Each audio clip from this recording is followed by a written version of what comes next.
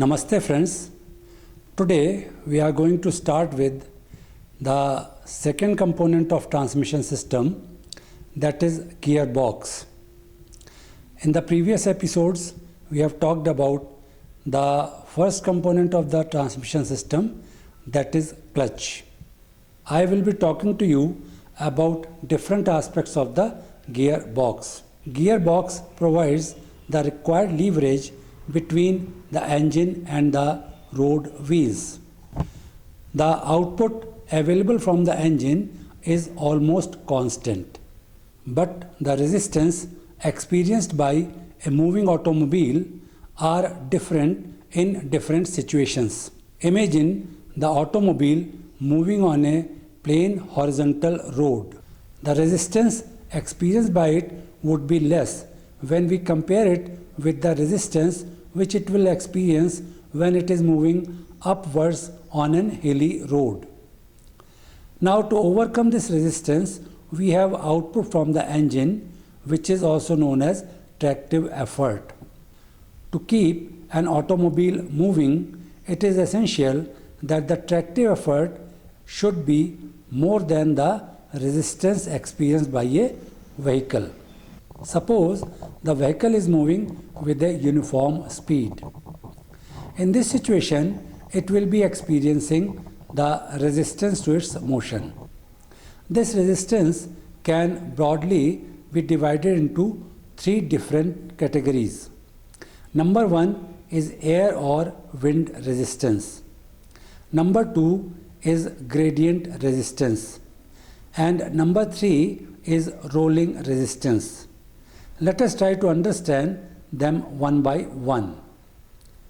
First of all, we have air or wind resistance. As soon as a body starts moving, it experiences resistance. This is resistance to motion, and it comes into existence as soon as the movement of the body starts. Broadly, this resistance is because of the air or wind. Now, while moving on a bicycle, suppose we have movement of wind also. If it is moving in the same direction as you are moving, perhaps you have experienced that it helps you to move fast.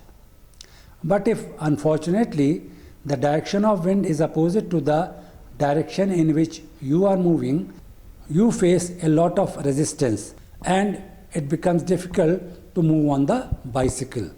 Now, in case of automobile, this resistance depends upon its size, shape and speed. The size and shape for a particular vehicle are fixed.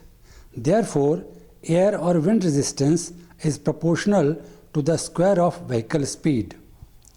If we plot it on a graph with vehicle speed on horizontal axis and air or wind resistance on vertical axis, we get a curve as shown in the diagram.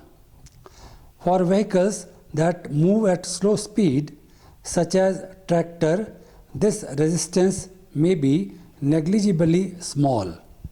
But for racing cars that move at high speed, it is quite considerable and is an important parameter. The second type of resistance that is experienced by a moving vehicle is gradient resistance.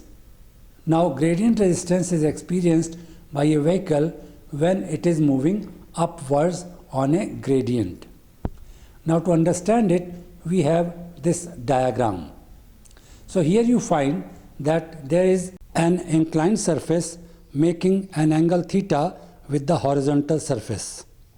A vehicle represented by a block is moving upwards on this surface. It has weight W acting vertically downwards as shown. The weight is resolved into horizontal component H and vertical component V. Component H is acting in the direction opposite to the direction of motion. Therefore, it represents resistance due to gradient, and vehicle must overcome it to move upwards. It can be proven that h is proportional to gradient angle theta. If gradient angle theta increases, resistance also increases. Gradient resistance is independent of the vehicle speed. After considering different safety factors, maximum value of gradient angle is standardized. A vehicle can come across maximum gradient angle anywhere. Therefore, in practice, maximum gradient angle and so the maximum gradient resistance is taken into account.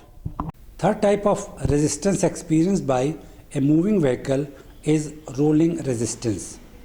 The rolling resistance includes any kind of resistance that is experienced by the moving vehicle. Mainly, it consists of external resistance and internal resistance. External resistance is mainly because of the friction between the tire surface and the surface of the road.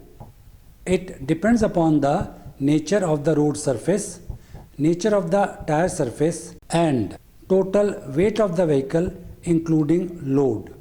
Internal resistance is between the moving parts of the vehicle. Rolling resistance is also because of the up and down springing movement of the vehicle. The rolling resistance is assumed to be constant and does not vary with the speed of the vehicle. The total resistance experienced by a moving vehicle is sum of air or wind resistance, gradient resistance, and rolling resistance. The diagram represents the total resistance experienced by a moving vehicle. The horizontal axis represents the speed of the vehicle and vertical axis represents the total resistance experienced by moving vehicle. Now at a particular speed v kilometers per hour, we find that total resistance is given by AD.